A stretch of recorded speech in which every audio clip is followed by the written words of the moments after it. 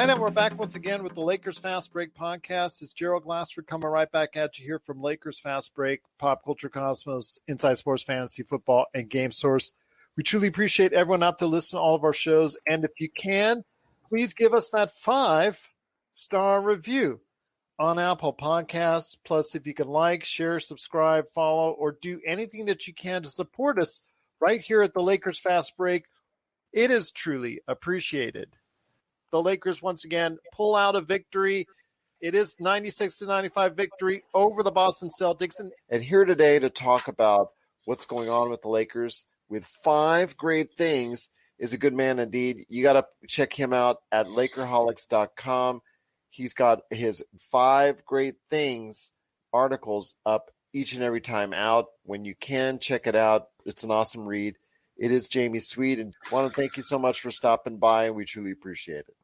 I'm getting to the point where I want LeBron to sit out some games.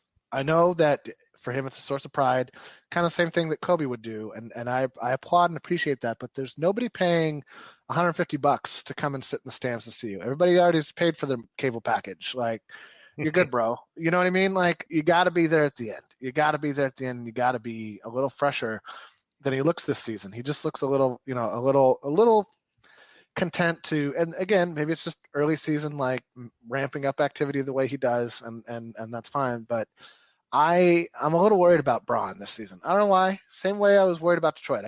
There's nothing I can point to say why the worry exists, but it's just looking at the way he plays, looking at the way he's moving. He seems to be hedging his bets physically, which, is fine. It just means we need somebody else like Schroeder or Caruso or THT or somebody to shoulder the load. And, I will also add that the Lakers absorbed another disappearing act game from KCP, who was essentially a no-show in his 20 minutes. Great game by the Laker bench, especially Trez. Trez had a phenomenal game. Won the bench by 20 points. Yeah, no, the bench showed up huge. The bench bailed out our starters. When you get nothing from 2 out of your 5 starters, it's usually pretty difficult to win. 1 point. We got 1 point from him. From which one? Gasol or KCP? Got a point. I think at the free throw line. I mean, okay. Got 50% from the free throw line. Right. I mean, this is the thing that's gonna be the great debate this season. Did the Lakers fritter away McGee and Howard for no reason in order to go for Gasol? I mean, it's easy to shake our heads now. We're going to see. There's definitely. I'm not saying that Gasol is not the problem. I'm just saying that the solution wasn't McGee or Howard. No, and I agree with both of you on that. I will just say this: it's the inside defense. I'm worried more. Not hey, there's LRob. All right, LRob is here as well. What's up, LRob? Hey, I just wanted to say that with Marc Gasol, it's not the problem as far as not giving enough offensively. It's the defensive side of the ball, which I'm concerned about, and they're giving up a ton of points in the paint when he is on the floor. He can't rotate, and inside he cannot jump or give you anything of that nature. I mean, people are just jumping over him right and left, and people getting around him right and left. Those are the issues I have with him. It's not necessarily whether he gives you anything offensively. It's the fact that defensively, he's just not the player anywhere near what he once was. I mean, that's the biggest issue, and that we traded away not that Gasol himself is an all defensive player, granted years ago, as was the case with Howard, as was the case with Bradley Beal, but we lost a lot of defensive tenacity, and I don't know that we replaced it with enough offense. The problem with offense, especially in games like what we saw tonight, if your jump shot isn't falling, the thing that was great about a Howard or a McGee is that they were a release valve for the LeBron James pick and roll. Like, inevitably there would be a couple possessions a game where a guy wouldn't get back to the center and they would just roll to the basket for an easy lob. And those baskets are gone. Those baskets do not exist for this team anymore. No transition at all. I mean, transition. You could almost count on one hand the times the Lakers got out on the fast break. It's not. That is a concern to me. I agree. Yeah. Did we win the game or not? We did. Well, yeah, but I'm looking at season-long trends that are already developing. And these are concerns, Tom, that you have even mentioned yourself. And these are things but the glass is getting emptier every second that we talk here. Well, the other reason chocolate milk Gerald's drinking. Yeah, but I will tell you this. I mean, it is great that the Lakers won, but these 1-point victories were in earlier times 10-point victories, 15-point victories, and I'm concerned that just the Lakers are not doing some of the things that we saw them do that won them the championship last year. And here, well, okay, bob your head back and forth. Yada, yada, yada, yada. All right. Well, Mr. Yada Yada himself, LakerTom, the mastermind behind Lakerholics.com, is here to yada yada himself. Again, Schroeder, I like the fact he's aggressive and he's going to get you into trouble, but he's also going to get you out of it as well. Well, Dennis basically made the big 3-point play that won the game for the Lakers. Yeah. You know, I understand I have the same concerns, you know, about Marc Gasol at this point in time. And in fact, I'm in the middle of an article where I've traded him 3 times in the same article. So I'm not totally poo-pooing the concern, but on the other hand, look at this game. The Celtics had a sensational game from Tatum and Brown, and Daniel Theis had a fantastic game. And the Lakers really played terrible. They lost the points in the paint by 20. Mm-hmm. They were saved by some good play from the bench. Mm-hmm. Gasol, they had 2 starters basically not show, like you said, and we still won by a point. Mm-hmm. On our 6th game in a road, on a 12-game road trip, you know. So you just have to keep perspective and realize that these are every season you go through these periods of time where the team just is not clicking, and at the same time, and you get the best thrown at you by every team that you meet. Let me ask you this: I just want to ask you this real quick, Tom. In your opinion, that last 2 minutes on the lack of execution, this has happened more than once this year as far as the Lakers not executing in those last 2 minutes. Is that of any concern to you? I'm not as worried about Bron because I think, you know, listen, sometimes you have those turnovers and he is not the greatest ball handler in the world. I'm more concerned about AD because this is not the AD that was in the playoffs. And missing key free throws, being hesitant to shoot, taking tougher shots than he had to take, not making a move to get to the basket. And I think that's sort of a malaise that's sort of settled on the team over the last few games. And I think they'll get out of it. I think even with that, even with all of those problems and everything and how well the other teams have been playing against us, you know, we're still the best team in my opinion. And I'm not worried about that. And I think that it's easy to overreact and overanalyze the particular games. I am worried about the 2 things that Jamie brought up, which is AD's play and basically the lack of rim protection. Supposedly our theory was that we were going to trap double and hedge on pick and rolls in order to stop ball handlers from getting easy shots. And we wanted to play the way we did with Morris and AD, you know, and a lot of flying all over the court and so forth. Well, so we got rid of the rim protectors and we thought we had a couple of guys who could take that up. Well, they haven't taken it up because the rim protection sucks. But what's worse than that is the 2 guys that we brought in haven't played the way that they have to on the perimeter. They haven't been able to. We didn't see a whole lot of trapping and hedging today, you know, stopping guys from getting to the basket. And it's because there are some problems with the defensive intelligence of Harrell and the defensive ability, physical ability of Gasol.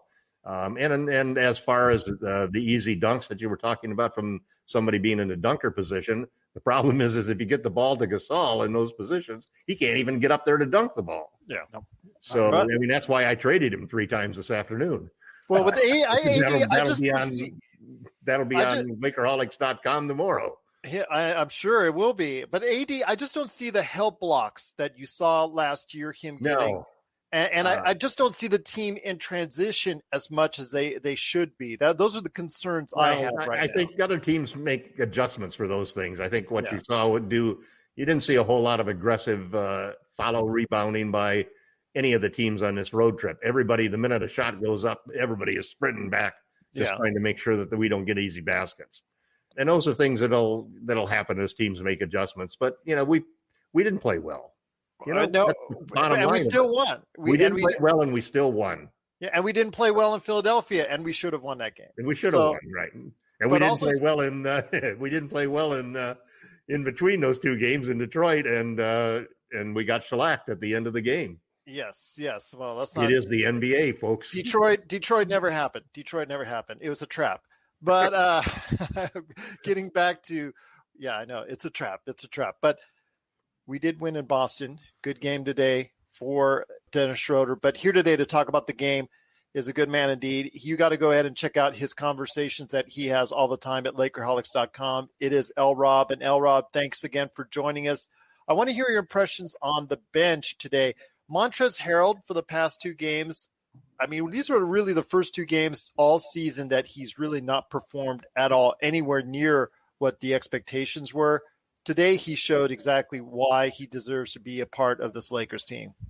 Yeah, I agree 100%, Gerald. Trez, offensively at least, he was lighting up the scoreboard. I mean, THT got him a couple shuffle passes to get him going easy, buckets in the lane, and he was doing work. He was around the glass. He was aggressive, but three block shots too. 3 block shots. Kuz was hitting his 3-ball.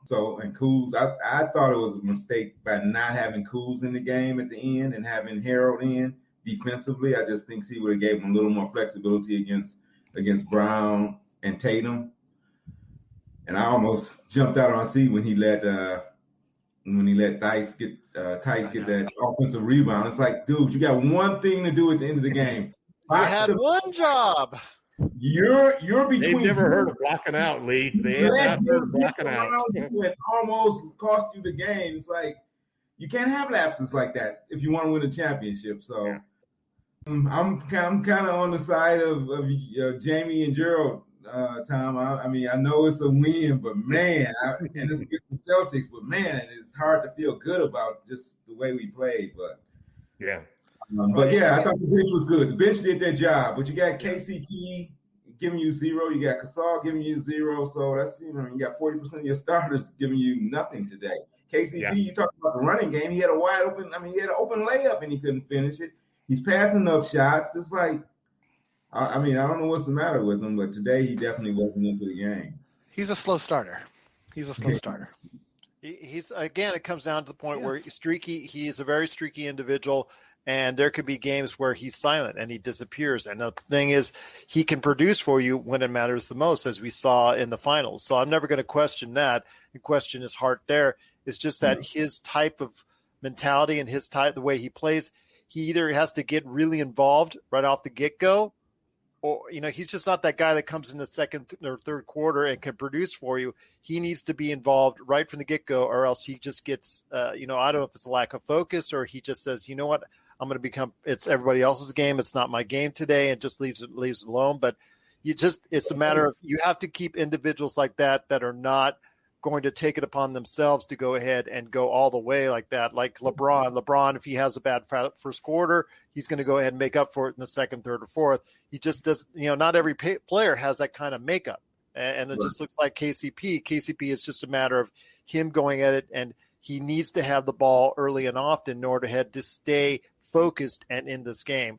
But LakerTom mentioned it as far as just take shots. They're there for him. Yeah. I mean, when you run the offense, he's got shots. He's just kind of hesitating and then not pulling the trigger. So he's still one of the best 3-point shooters in the league. So statistically, you would think. Yeah. I know Kuzma will shoot it for him. That's for sure. If he doesn't, so. Well, a lot of it, you have to also respect the fact that I think that I heard just right before I jumped onto the podcast that this was probably one of the best games all year by the Celtics defensively. And there weren't a whole lot of wide open shots the way that we've seen earlier. And, it's one thing to be shooting those wide open shots. And I've always felt that we don't take enough threes, especially when we're open. You've got to, it's hard to do it. We outshot them from 3 points, but, we shot 29% from 3. We shot 44% from the field. And once again, we shot 67% from the line. Free throws are going to kill us if we can't get that straightened out. Those are the things that hurt. I never mind. I don't mind turnovers, because turnovers, at least the ones, I don't like the ones like LeBron just lost the ball, but turnovers when you're trying to make an aggressive pass or a good play, those are fine for me. it's the unforced errors that kill you. But what like really the around the moves back me is that missing free passed throws. Anthony Davis for the Boston fast break. Nobody is defending you when you're at the free throw line, for God's sakes. I mean, every guy here probably can shoot 67% from the line.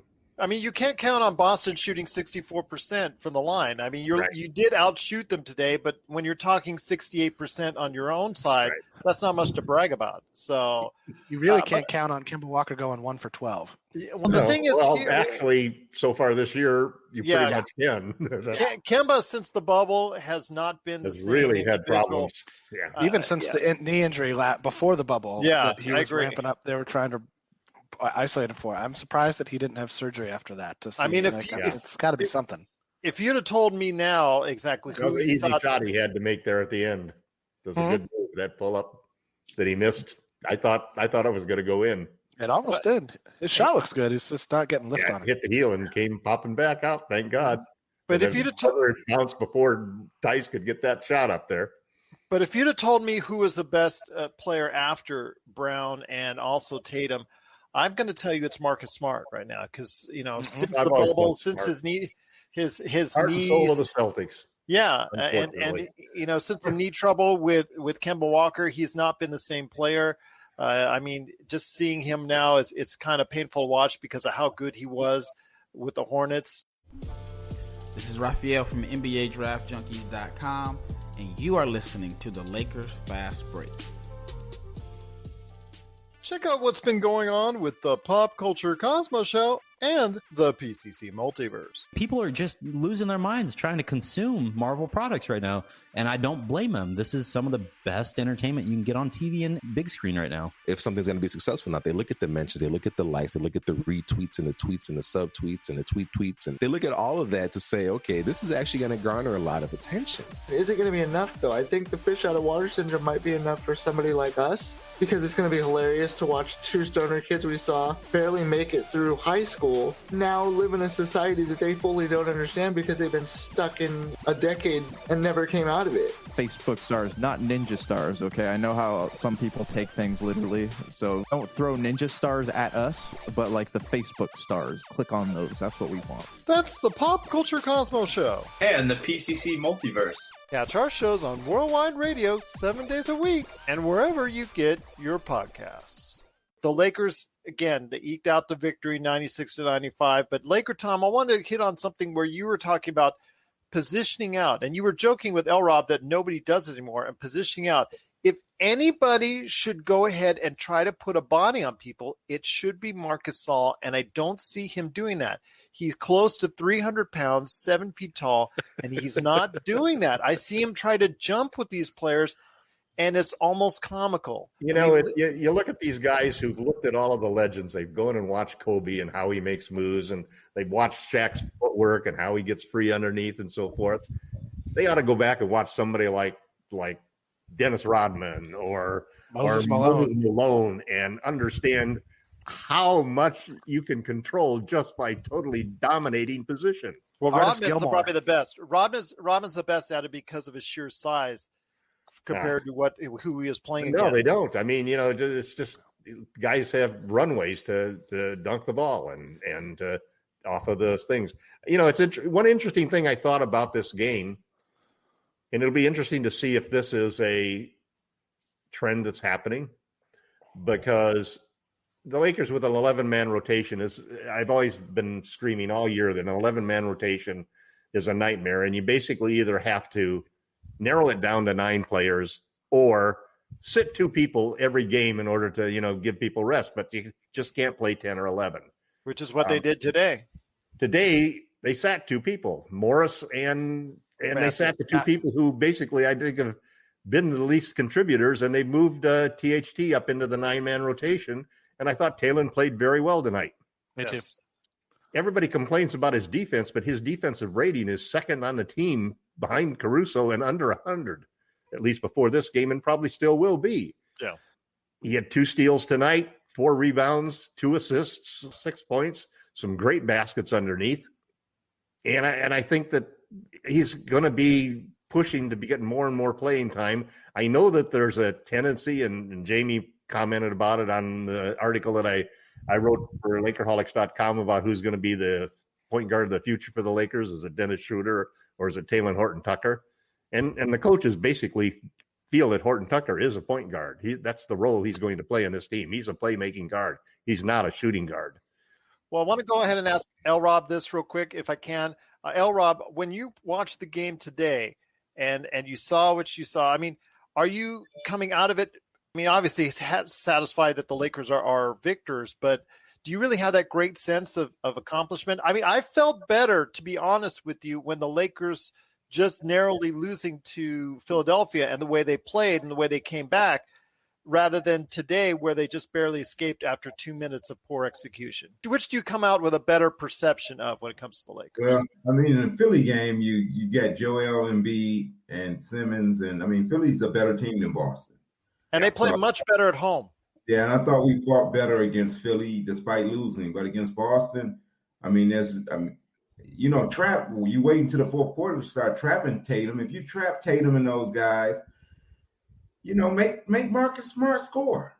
He doesn't want to score. You're going over the picks. I mean, I didn't like the strategy. LeBron, I love you, but you got to check one of those guys. I'm sorry. He did I think late in the third quarter, he went on ahead and started checking Tatum, but we can't check Caruso checking Tatum and Schroeder checking, Brown. I mean, come on, guys. So, that defense in the paint, I don't feel good about it. So, no, I didn't really like this game. I guess, Gerald, I got a lot of things I could say. You're like me. I mean, we're all glass half full, Tom, today. I mean, I was glass full when it came to Philadelphia because I really saw a lot of good things when you're playing Philadelphia, and Philadelphia is so front loaded as far as home is concerned. With Boston, they had this game. I mean, even when they were down by 7, you felt that the Lakers could go ahead and just turn it on a dime because Boston just doesn't really, outside of Tatum and Brown, have enough to convince people that they can go ahead and beat a team like the Lakers. I'm sorry, Tom. It's just the way that it comes across. And are we wrong on that? Because, I mean, seemingly Jamie and LRob agree with me on that. And I don't mean it to be a you versus them, but, I mean, these are the observations we have that they look much better. I think it's pretty obvious to anybody who watches our podcasts that generally I'm probably more optimistic than you guys, and you guys look at yourself as being more realistic. That's just the way that the cookie crumbles. I think LRob made an interesting point because the way we won the championship last year was doubling, trapping, and hedging every time there was a big-time scoring ball handler with the ball. Yeah. And we're not going to do that to the extent that we did in the playoffs during the regular season. But that was the defensive change that led to us getting rid of Howard and McGee because they became unplayable because they couldn't go out there and do that. They couldn't double like that. Now, unfortunately, the way that free agency went, we didn't pick up guys that could do that. We picked up guys who were better offensively, Harrell and Gasol, that could add things. Gasol especially being able to stretch the floor with the ability to shoot the three. But that's becoming less and less important as he takes fewer and fewer threes. And pretty soon people are going to sit there and say, go ahead and shoot him, Mark. We're going to clog the paint anyway, just because that we want to keep LeBron and AD out of there. So I think part of what you're seeing now, and there was a great article at Lakerholics.com. I can't remember who it was that wrote the article, but it basically was saying that this is the practice games for the Lakers. They've only had 6 practices all season so far. And these practice games, basically, these games are when they're practicing. And Frank is trying all of these crazy lineups and everything and trying to make sure the veterans get playing time and so forth. Maybe hiding Horton-Tucker so that he doesn't get a big offer in free agency, I mean, there's all of these things happening, trying to keep everybody happy on the team and trying to keep them all together. I'm hoping that maybe we're seeing a stop on that. I'm hoping we're going to see a 9-man rotation start to develop some chemistry within these guys, each having a role, knowing when they're going to come in, how long they're going to be playing, who they're going to be playing with, because that makes a lot of difference. It's just like pickup games. You go out to the gym and you got 3 new guys that you're playing on 4-on-4. the next game you got another guy, another set of players. You don't develop that, and unless you're really good and you can hold court and win next every time, then pretty soon after a while you start to get some rhythm. The Who's in Lakers your haven't nine-man had a chance to do that except for one lineup, which is a starting lineup. And Well, who's asking? Go ahead, Jamie. The starting lineup, even with Gasol, has been one of the best 5 lineups in the NBA so far. No, we're doing well. But my question, Tom, who's in your 9-man rotation right now? The guys who played tonight? 9 guys who played tonight. I leave Morris out at this point in time because he's played terribly, and I leave Wes Matthews out because he hasn't played well. No, I agree. Yeah, me too. Yeah, I would rather see THT get. Well, Jamie, I want to ask you. Yes.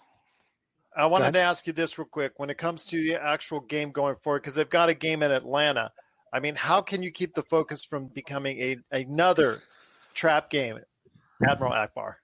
I mean, you have to concentrate all firepower on that superstar destroyer. I think that they might lose in Atlanta. I think that AD will have a great game. That's my prediction for Atlanta. I hope so. I mean, Rondo's going to want to. Rondo's going to want to beat us, so he's going to bring his A game. Trae Young's for real, man. You can question maybe his defense a little bit, but the load that he carries, he reminds me of the season that Kobe had where he outscored Dallas by himself over 3 quarters, scored 81 points, where he just is having to do so much on that end of the floor to make that team function at a basic NBA level that you kind of have to let the defense go a little bit. He's doing carrying so much of the load offensively. His range is ungodly. His shot making ability is ridiculous. Great future Laker. I would love that. I don't know about that. I love how. I know. We'll see. We can only have so many amazing players for the. Clutch has more than 12 clients. I just want to let you know. What was that? Yeah. There might not be a limit on how many Clutch players we can have. Well, Clutch has more than 15 clients. I just want to say that out loud, okay? So they can't have everybody on the Lakers team. No, there's the little thing of the salary cap, and I don't know. Trae Young might be the best point guard that Clutch has got on. But just like the Knicks can't have all the CAA players and so on and so forth. But Knicks are balling this year. I'm very happy for the Knicks. I don't like it when teams like legacy franchises just are mired in the muck. What was that, LRob? It's amazing what a good coach will do. A tough, at least defensively. Yeah. That is until he tires them all that, because they're playing like a ton of minutes there. They've got a short rotation and a very, very he's going to burn Julius Randle. I was going to say he's riding Julius Randle like a kid rides one of those mechanical horses outside of Kmart they used to have. Whee! Yeah, I was actually looking at how we could trade for Julius. Emmanuel quickly. I was hoping that the Lakers would go ahead and find some way to get him, but he was somebody that I had an eye on, and he's doing very well for the team. Yep. He's actually the best center is his position. There's no doubt about it, man. He's playing as the best rookie for the next team after all that hype goes into Obi Toppin and all that. But again, there's a lot of great things going on for the Lakers. Not yet back at the top of the NBA. Almost. It doesn't matter. I mean, I want us to be top 3. I want us to be top 3 in the West.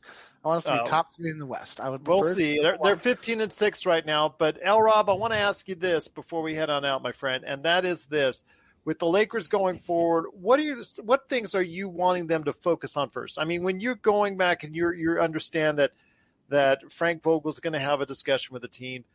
What do you want them to go ahead and work on first and foremost? For me, I think it's trying to find and force a way to go ahead and get into more transition, because a lot of these other things that they're doing right now are going to need they're going to need bigger fixes. I think the one thing that they can fix is they have a tendency right now to just go ahead and lull themselves to sleep.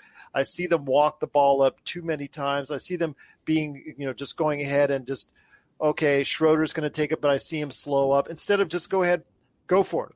Try to pound it. At least take it, drive it. If there's nothing there, kick it right back out. What are some of the small tweaks that you can see the Lakers doing here in the next few games? Well, when Cassell's not on the court, I like him to be more aggressive defensively. And I think if they did that, that would lead to what you would like to see. I think that would create turnovers and get them out running and force teams to, play a little faster pace. So I think that would help a lot. I also just want to run some offense, man. Don't just throw the ball to LeBron and just watch him hold it for 10 seconds and then shoot his 3-pointer. Run. You got some good players. Run some offense. Cassell's a great passer. Use him. Right? Yeah. Let Couldn't agree more. All the plays. You want to get KCP in the game, let him come around and pick off of Cassell and shoot the ball. I just, probably the most important thing, though, is defensively, because we know that's what wins championship. So that's the most important. Just create a defensive mindset. I don't think it's there yet, but I don't know if it's going to be there until AD is ready to play like the AD we know he can play. I read an article saying he's looking at these games, he's playing his way into shape, and he's not there yet. You can see, he looked like he was winded at the beginning of the game, 5 minutes into the game, and maybe he's still hurt or something, but he just doesn't look right yet. So No, I agree with you 100% on that. The real AD would probably solve a lot of our woes. But you can't say. I mean, the Lakers, because of where they're at and the fact that they are world champions, they seemingly have this ideal that a lot of world champions fall into, is that they can go ahead and turn it on at any point in time. And you saw it in the fourth quarter. I mean, they had that lousy end of the quarter, lousy end of the third quarter where they just gave up a ton of points. And they didn't seem focused, and they got themselves down by 7. But as soon as the fourth quarter kicked in, you saw intensity. You saw them running harder. You saw them playing harder. Jamie, I'm not seeing things here, man. You just saw at the first 5-7 minutes of that quarter, you just saw them turn it up and say, you know what, this is what we can do. And that's what I want to see. I just think it's a matter of where you are in the season and the turnaround. I think the short turnaround, I think of where we are in the season and the fact that there are no players in the stands. You got to remember, for 2/3 to almost 3/4 of the season last year, it was a regular NBA season. The Lakers were playing great, which meant even, half the road games were like Laker home games, where more Laker fans in the stands, pushing the team on. They are more Laker fans, and we're not. Of all the teams in the NBA, I think the Lakers are the most affected by the lack of fans in the stands, not just because of at home, but because of when we play the Clippers, when we play Atlanta, when we even play like the Knicks. I remember one year there were more Boston fans, or there were fewer Boston fans at the Boston game than the Laker game. These are real advantages and disadvantages that can be, lost or gained with people in the stands. And so I think that's all of it is compact. We saw the bubble with the seeding games, a few games, but then it was the playoffs and the intensity ratchets up. So that's one thing, but this isn't that. You're still traveling. You're still going from a different hotel to a different hotel to a different hotel, from a bus to a plane to a bus. All of that stuff is going to be, it's going to have an effect that, a crowd could help you push through a little bit at the end of a game or a quarter. But you say that, and the Lakers have the best road record in the NBA. Yeah, but I agree. That's, I think, as much due to the fact because of, again, there's no fans in the stands. And also, it's also that the Lakers that's who they were last year. They were a great road team last year. They buckled down better on the road. Detroit notwithstanding. Detroit just never happened. Yeah. Try to wish it away. I think you make a great point, Jamie, because you got to remember that ultimately, what these guys play the game for is as entertainers. And they're inspired by the fans. It's the fans that really get them going and inspiring them.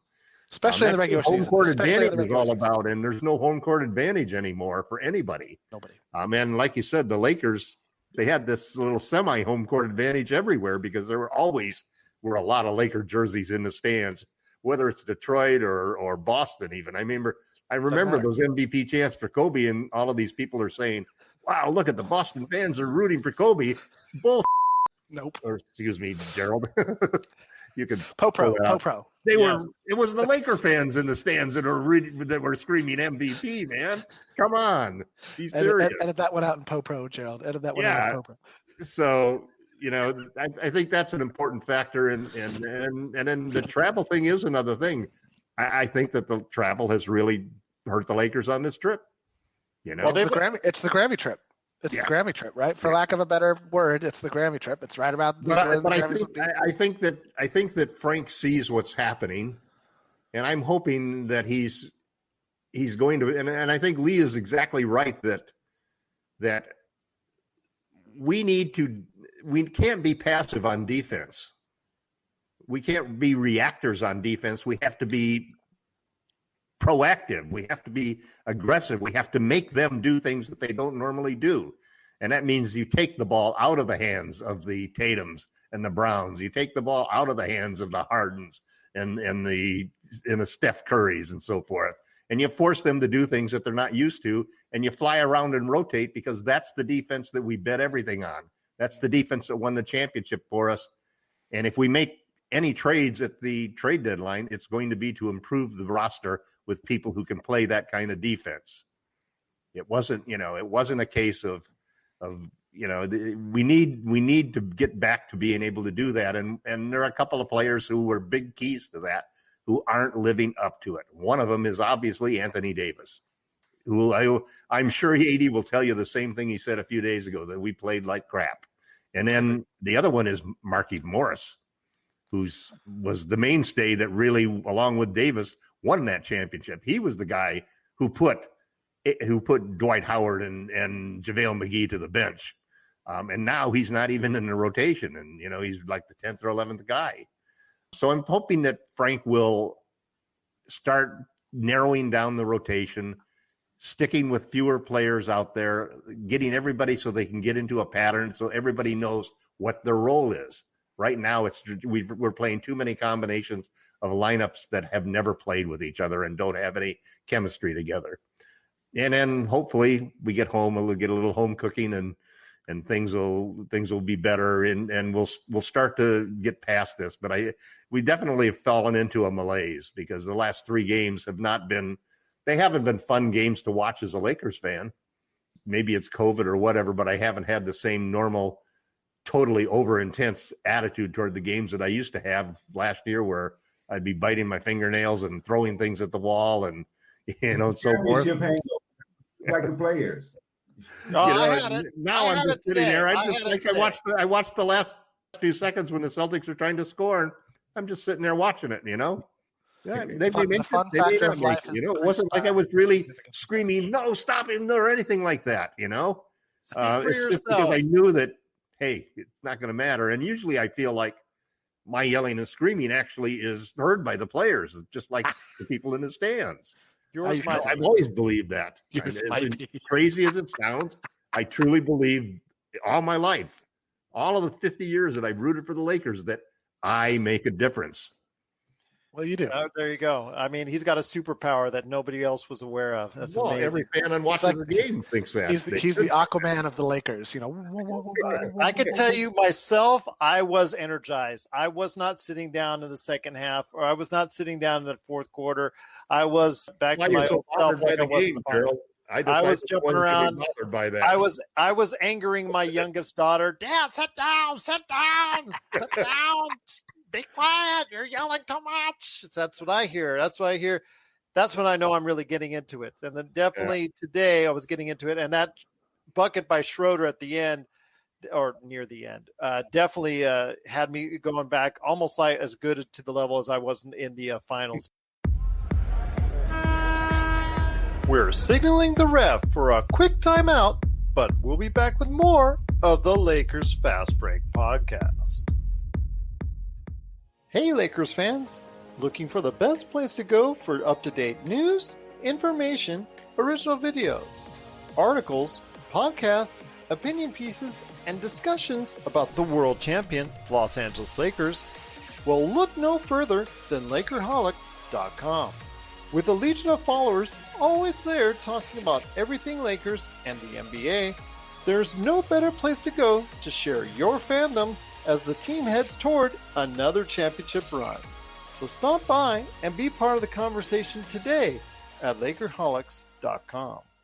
Guys, I will say this. It's been a pleasure talking to each and every one of you. But before we head on out, LRob, I want you to start first.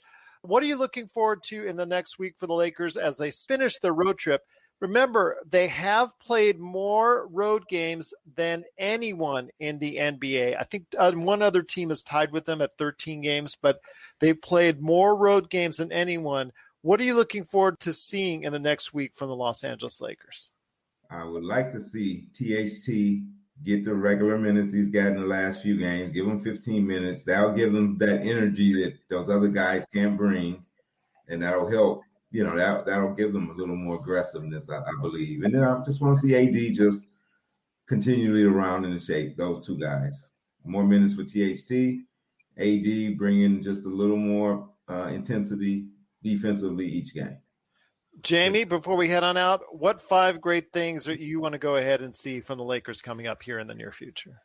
I'd like to see a more consistent and active Contavious Caldwell-Pope.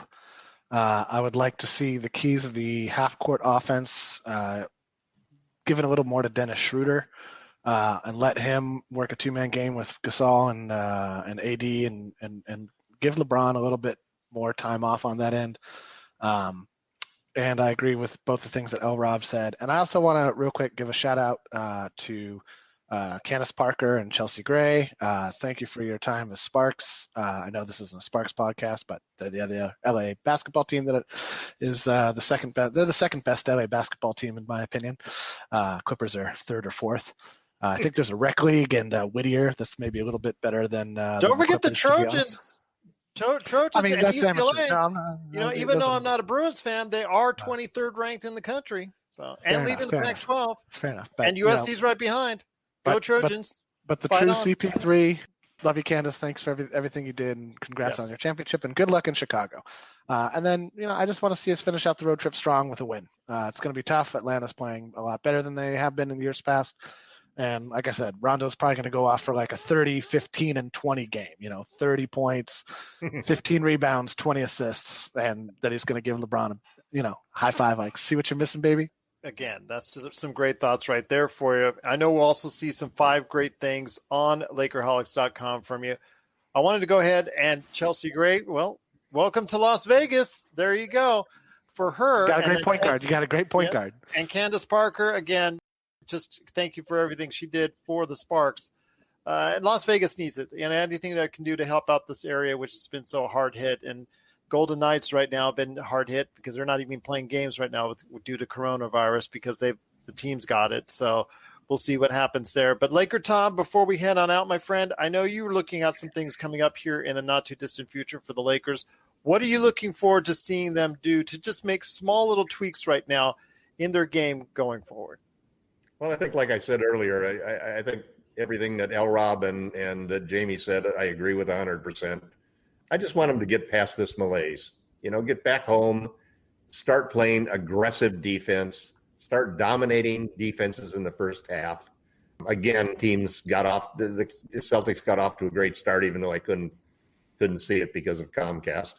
But at any rate, I just want things to steady down. And I to me, it all comes down to playing team basketball. We're relying on offense too much on isolating LeBron and AD. I mean, for one thing, one of the things that's so great about playing with LeBron is his ability to move the ball. And right now he's standing there holding the ball for 15 seconds with the 24-second clock.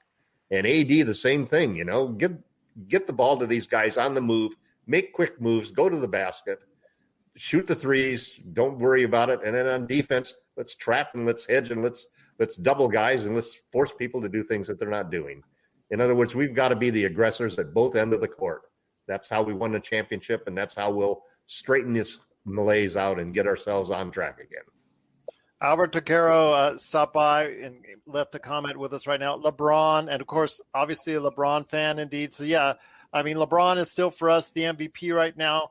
Yep. I mean, he's still, even with the performance that Embiid had the game after they played the Lakers, I still would put LeBron right now at the head of the MVP class.